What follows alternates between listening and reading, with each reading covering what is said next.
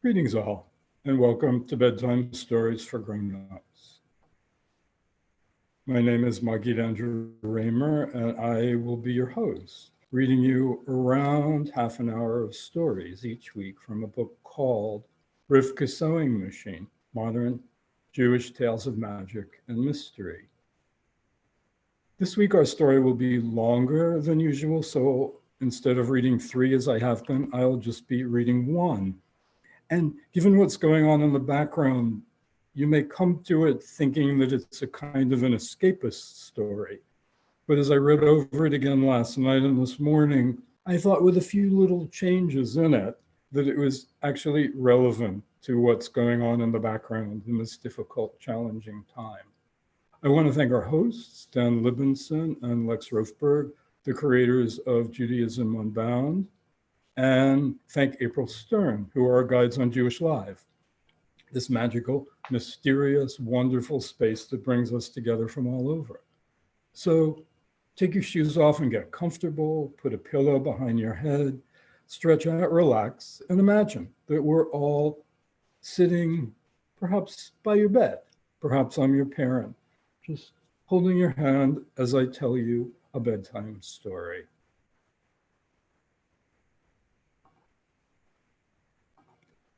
This week's story is called A Body of Work. From the time that she was small, Amy Elizabeth Lowe liked to play with her food. Teaching her how to finger paint, her physician mother Shelley said, was like leading a baby duck to water. All through elementary school, Amy was the class artist. Everyone expected her to grow up and become one. Her teachers, her mother, her rabbi father Stephen, and even her younger sister Jennifer, who teased her daily about spending so much time sprawled on the family room floor with paper and crayons and paint and clay. Yet even Jennifer was proud of her sister's talent, especially because it predisposed teachers who had Amy in their classes to let Jen get away with pranks and talking in class. "Oh, it's only Amy's sister," they all said, turning back to the blackboard to continue with their lessons. No one ever doubted that Amy would become an artist. Her high school yearbook was filled with messages from teachers and friends that said, "To the next Frida Kahlo." The only thing everyone wondered was which area would she go into? For Amy was equally good at painting and sculpture, at pottery and weaving, at drawing and computer graphics. To no one's surprise, Amy ended up at Pratt Institute in Brooklyn, where she took a wide range of classes, but gradually found herself more and more drawn to sculpture.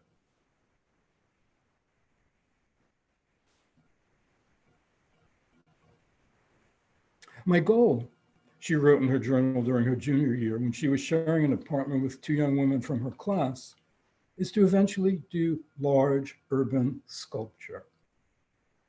Brooklyn is a wonderful place for public art, from the magnificent arch at Grand Army Plaza, topped by its heroic angel and a chariot, to decaying busts and statues of the Musicians' Walk in Prospect Park that inspired her whenever she went there. Amy had had a bat mitzvah and only continued going to Hebrew school after it was over because she didn't want to embarrass her father, the rabbi, in front of his congregation. But Judaism had little appeal. In fact, she found it irritating. For a time, she considers herself a Buddhist, as most Jews of her generation do. She also explored Wicca, Taoism, Sufism, studied with a female guru in upstate New York, and in the end, abandoned them all for the one religion that meant the most to her: art. But then, at the beginning of their senior year, one of Amy's roommates started dating a Jewish guy who invited Amy and their other roommate to go to synagogue with him. The synagogue was a small one in Brooklyn Heights that had a woman rabbi. To her surprise, Amy found that she liked the service and kept going back on her own, which led her to work on a series of large carvings, some in wood, some in metal, all of them reflecting Jewish themes. In fact, she won an award at school for one of them, a big bronze tree of life that was her first very big project. The more Amy spiraled into her Jewishness, the more pain she felt. She felt pain about her own disconnection from her people, and she felt pain watching her fellow classmates. Many of them Jewish, but few of them involved in anything Jewish at all. "We're a dying species," she said to her father on the telephone one night, "just like the whales. What Hitler began, we're finishing off ourselves." Hearing his daughter's new passion was a joy for Stephen. The descendant of a very long line of rabbis, he wanted his children to continue in the religion of their ancestors and hoped that Amy might consider entering the rabbinate herself. The two of them began sharing books and grew closer over the course of the year. Then, shortly after her graduation, Stephen found out that he had cancer. Jen was off in school in California, a pre-med student, but almost every weekend, Amy would come out to spend time with her parents. At first, it looked like the radiation and chemotherapy were working, but then the doctors discovered that the cancer had spread to Stephen's bones and was inoperable. In mid-spring, when he was still feeling strong, Stephen invited Amy. The campgrounds they went to were in northwestern New Jersey, a place that he and Shelley had often taken the girls to when they were small. It was the middle of the week, so there was no one else there, and the weather was perfect. They went on short hikes during the day and sat up for hours at night by their campfire, talking. They told funny stories, reminisced, argued about the meaning of life, and shared recipes. On their last night there, Stephen turned to Amy and said that there was something he wanted to talk about. The fire was crackling, the stars were twinkling above them. Amy's heart started beating furiously. She expected him to talk about death and braced herself. "Aim, do you remember anything about Rabbi Julalo ben Betzalel?" Amy was startled. That wasn't what she expected. "Wasn't he that ancestor of ours, the one who was a famous rabbi?" Stephen nodded, mentioned that it was a Betzalel in the Torah who designed the Ark and the Tabernacle, and reminded her that their ancestor had lived in Prague in the late 1500s. Then, after a long silence, the two of them gazing up at the stars, he turned back to her and asked if she had ever heard of a golem. Amy's brow furrowed. "A golem? Isn't that some kind of Jewish Frankenstein monster, Daddy?" "It is," said Stephen. "According to legend, our ancestor made a golem to protect the Jews of his city. But," Stephen said, "it isn't a legend. It's true." At first, Amy thought her father was teasing her. Then for a moment, she wondered if he had slipped into dementia from the cancer and radiation and from all the chemo drugs he was taking. But seeing the look on his face in the firelight, she knew that he was serious and utterly present in his calm, sober, familiar rabbi father way. After pausing for a moment to let her take in what he was saying, he went on to explain that the secret of making a golem had been handed down through the centuries in their family, from father to son, and that as the last remaining male heir of Rabbi Lowe, he decided that it was time not to break the chain, but to expand it by teaching her what his father had taught him. "Look at this," he said, grabbing a handful of dirt from the ground with his right hand. He spit in it, squeezed it into a ball, and wrote something on it with his left pinky. Leaning over, he placed the ball of dirt on the ground where it began to tremble, quiver, move. Then it started to roll on the ground like a furless hamster till Stephen grabbed it and wiped off the single word he'd written on it. Amy sat across from her father, trembling herself. It seemed insane, as if she was the one with dementia, as if she was the one on drugs, the other kind of drugs, as if they both were. And yet she had seen the round clump of earth come to life.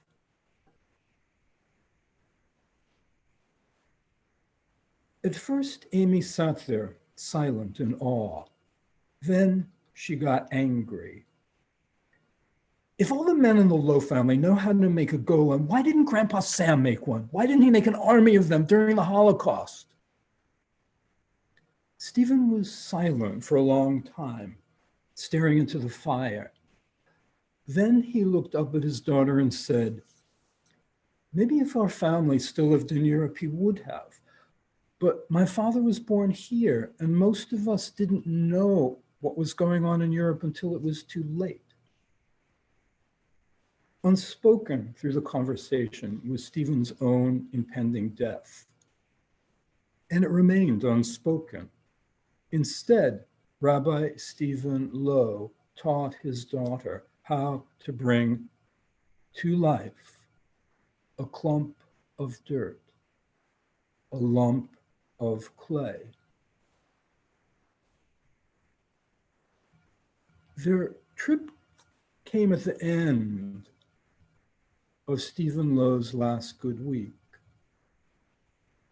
A few days after they got home, he began to fade. Amy moved back in with her parents when the school year was over. She and Shelley took care of Stephen till the end, and he died at home in his own bed, just as he'd wanted to. They never spoke about the golem again, but from the night he first told her about it, Amy knew what her life work was going to be. She knew why God had given her her talent, and she was determined to use it for herself, her people, and as a tribute to her father. After her father's funeral, Amy began to read everything she could find about golems. There wasn't very much, a few old legends. She wished she'd asked her father more questions before he died, and several times she went to see his father in the nursing home where he lived. But Grandpa Sam had had Alzheimer's for years. When he recognized her at all, he thought she was his younger sister, Rachel. And when she asked him about golems, he smiled at her sweetly with a little twinkle in his eyes, but said nothing. Amy had given her parents the bronze tree of life that she made at school. It was hanging in the living room where many of his congregants saw it when they came to pay their Shiva calls. They all admired it, and the president of the temple asked if they could purchase it as a memorial to Stephen. It was her first sale and her first public work. A visiting cantor admired it, and his synagogue commissioned a piece from Amy. Then other orders began to come in for other projects, all of them inspired by Jewish themes and many influenced by ancient Jewish synagogue art. Amy's success right out of college was remarkable for a young artist, and she saw it as part of her unfolding destiny. A year after graduating from Pratt, she was able to afford a small studio in Williamsburg, Brooklyn, and it was there that she began to work on her golem.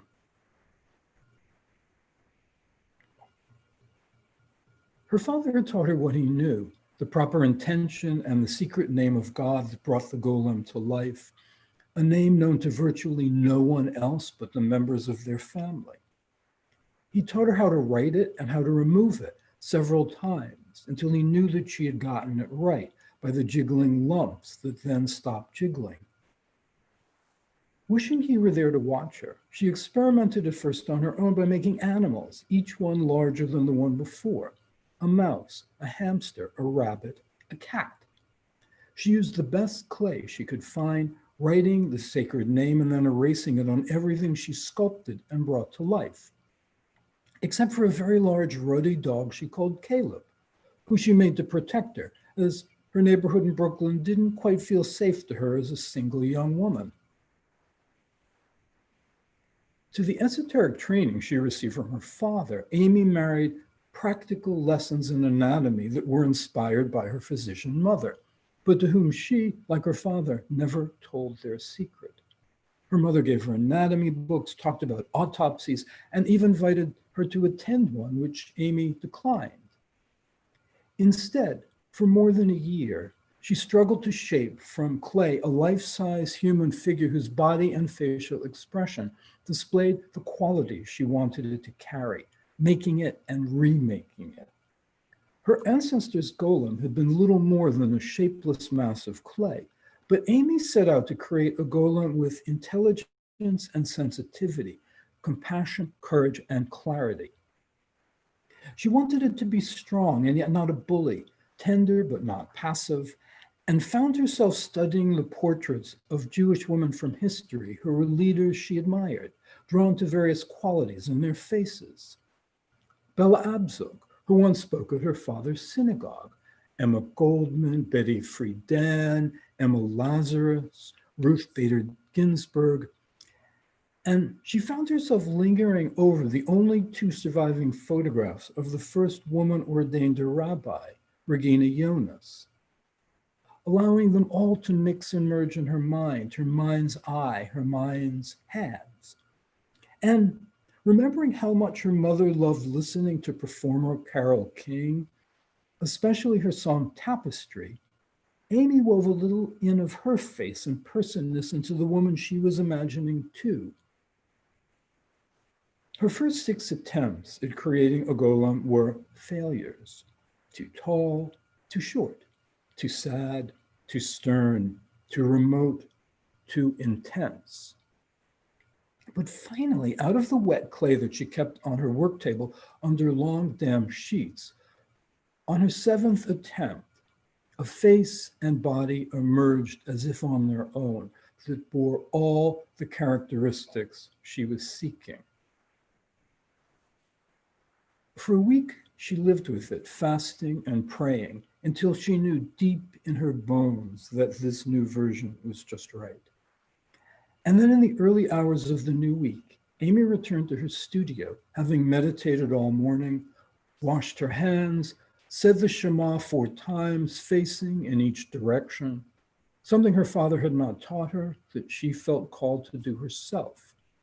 And then, knowing it was the right time, she leaned over her work table and carefully inscribed the secret name of God that her father had taught her in the center of its chest with the right intention, using her left little finger, just as he taught her to do.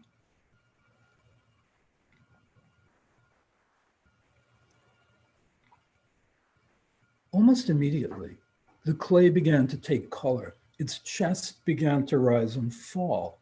And then, as Amy watched, earth evolved movement, clay came to life, and stretching and turning, the figure sat up and smiled at her. You can call me Judith. Why don't we say it's Judith Lowe? You can pass me off as a cousin.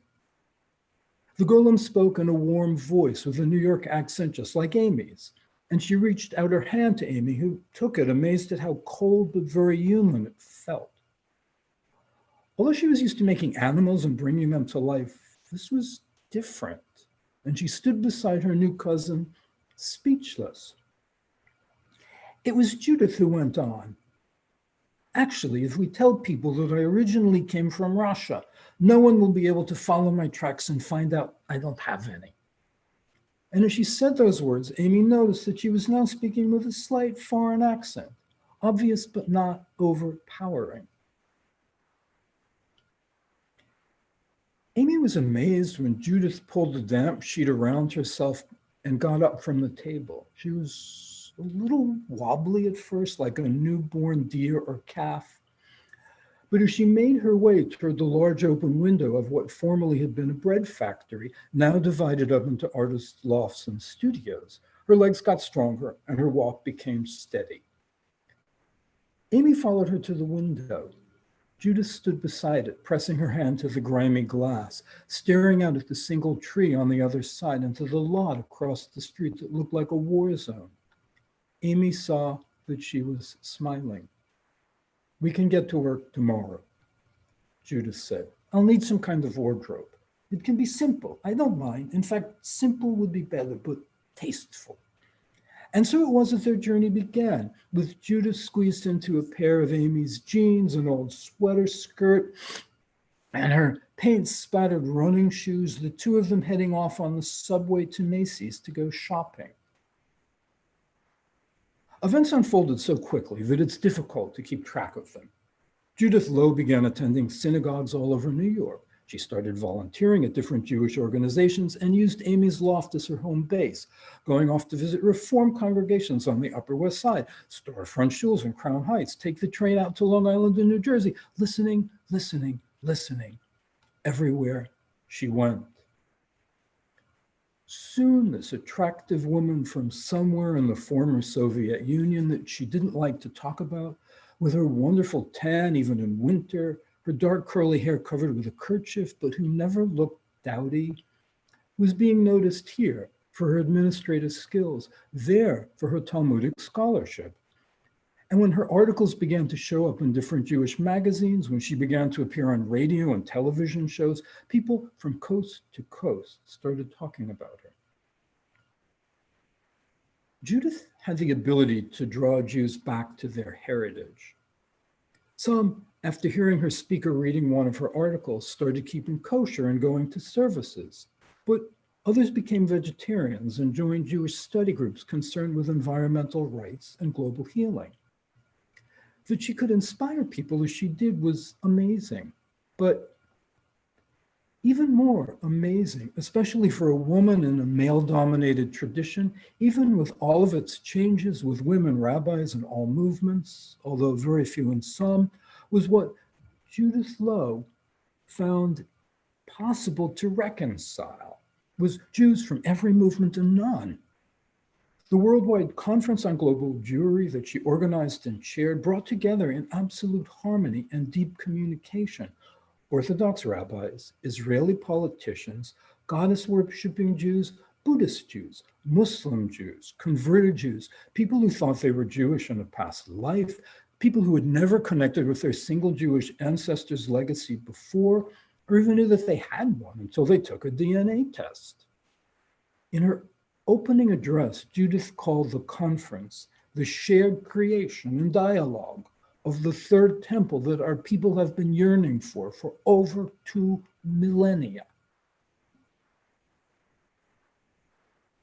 A year after the conference, Judith organized a new organization that paired up every Jew and every Palestinian in the world.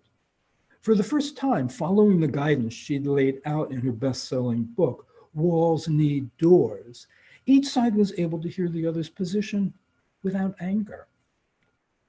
A year and a half after her organization began, a treaty was signed which created 2 independent states in exactly the same territory that shared common public services and shared the city of Jerusalem as their common capital. Nothing like that had ever happened before in all of human history. Judith stood behind the head of Israel and the head of Palestine, both of them women, as they signed the treaty. And there were almost no dissenting voices in either nation. Amazingly, all of this had happened in 5 years. And at the end of that time, not just the Jewish world, but the whole world was very different from what it had been when Judith Lowe first arrived. A year after the Dual Nation Treaty was signed, Judith and Amy were at Montauk,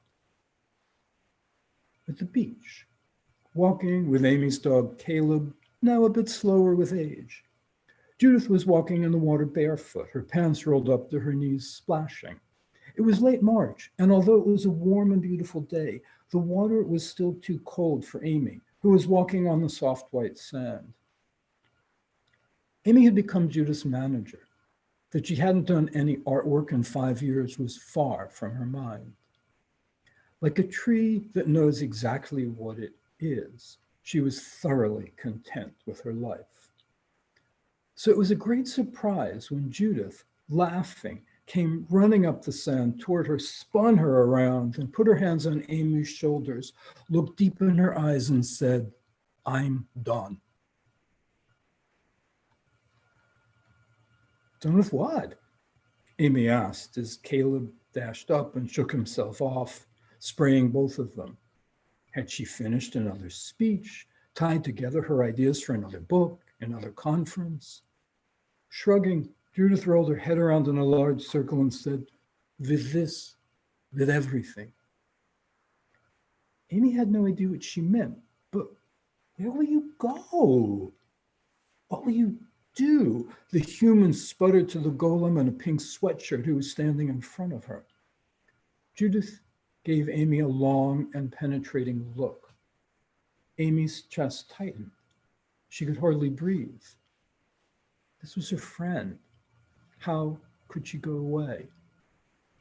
Then Judith reached out and put a cold hand on Amy's cheek. And Amy remembered.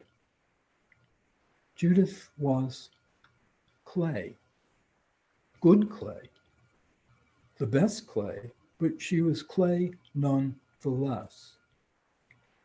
And as attached to Judith as Amy had become, and in spite of all the time that they had spent together, they had never gotten close in the way that humans get close to others who have been born and grown and lived and loved and suffered.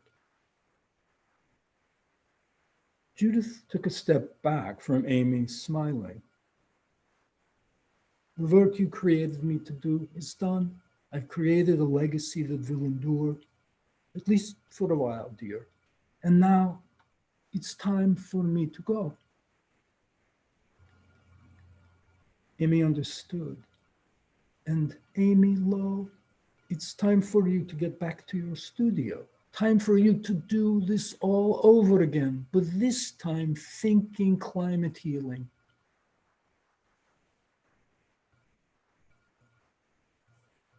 They walked without speaking for quite some time, Caleb running ahead and coming back to them. Finally, it was Amy who broke the silence and asked, how? Judith turned to her. I've been thinking about that. I am, after all, a famous woman. Everyone knows me. And if I don't go soon, people will start to notice that I look exactly the same I did the day you brought me to life. And since I can't die of old age or even from cancer like half the people we know, here's what I decided. I'm going to hold a news conference and say I'm going on a retreat. People will understand I haven't had a single day off since the day you brought me to life. What I decided to do is sail around the world by myself, and like a Jewish Amelia Earhart, I'll just simply vanish. Judith Lowe put all her affairs in order, knowing that she hadn't just saved Judaism from extinction, but had revived it as well.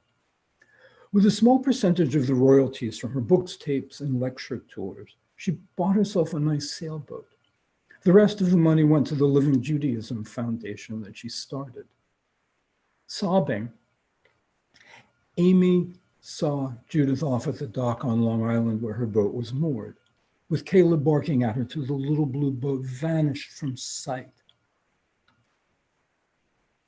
Judith sailed halfway around the world, loving the freedom, the emptiness, the salt air.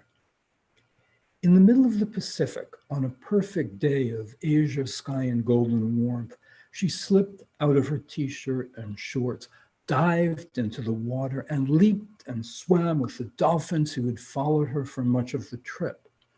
Then, with a joyous laugh, she pressed her left hand to her chest, and with a quick and thorough motion, Judith wiped off the holy name of God that Amy had written there, and not Judith Lowe, but only a mass of slowly unshaping wet clay, slowly slipped to the bottom of the ocean.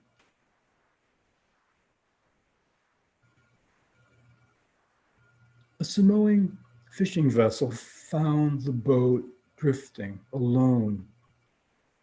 The world mourned, but Judith's work was done. And it endures. Jennifer, Amy's sister, has begun to edit and organize the writing Judith left behind. Amy thought about telling her and her mother the truth, but They believed Judith's story about being a long-lost cousin, so she never told them. And after a 7-year hiatus, Amy Lowe went back to sculpture. Her first work was a statue of Judith in bronze, to be set up on Long Island on the dock where Judith's boat was anchored. The people who've seen it in her studio all say the same thing, that it utterly captures Judith right down to the ends of her fingertips. And now, Amy Lowe is beginning to make sketches for her next project.